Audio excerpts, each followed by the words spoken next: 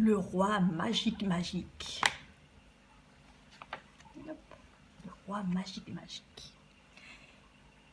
Il était une fois, dans la magie de la nuit, un somptueux palais niché sur un nuage. Le château des 1000 tours était celui d'un grand mage. Observez les cieux, bonnes gens, les nuits de lune pleine, 1000 petites étoiles brilleront dans vos yeux. Abracadabra, abracadabra. Hop, et voilà le roi magique magique, un monarque fantastique. Il régnait en son château une ambiance surnaturelle, fantasmagorique. Avec sa fabuleuse baguette magique, il faisait des étincelles.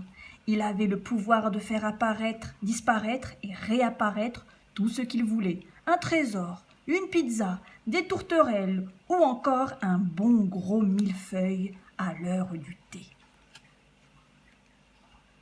La nuit venue, le roi des magiciens descendait du ciel majestueusement sur un petit nuage.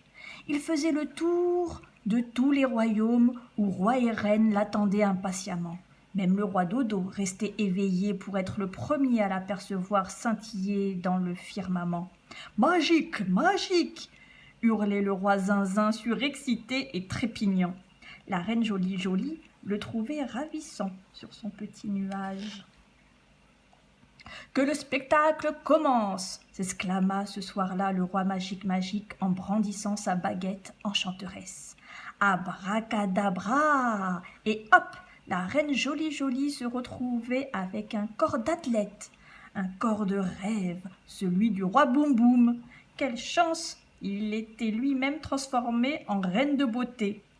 Le roi Doudou et le roi Dodo, abracadahop, en petit lutin, et le roi Zinzin, il trouvait tout cela fou fou fou. Tout à coup, le roi magique magique exigea le silence. Attention, ce numéro demande la plus grande concentration. Il fait tenir en équilibre sur la pointe de son bec sa colossale altesse le roi Pipi Caca, tout en tenant sur le fond de son chapeau la reine Bobo sans lui faire de bobo. C'était renversant, abracadabrantesque. Même le maussade roi Nonon esquissait un sourire et trouvait ça génial. Partout sur son chemin, le roi magique magique semait la joie et la bonne humeur. Mais un jour funeste, il croisa le roi Miam Miam qui n'avait pas franchement l'air au mieux de sa forme. « Que vous est-il donc arrivé, Majesté ?» lui demanda-t-il. Et le roi Miam Miam de lui expliquer que son horrible Altesse la reine vilaine, profitant de sa royale gourmandise, lui avait fait manger de maléfiques friandises. D'un coup de baguette, le roi magique magique lui rendit sa noble apparence, et il en fit de même pour la reine Choco Choco et la reine Bonbon, qui avaient elles aussi subi le même sort. Mais la reine des vilaines ne l'entendait point de la sorte, et se mit très en colère.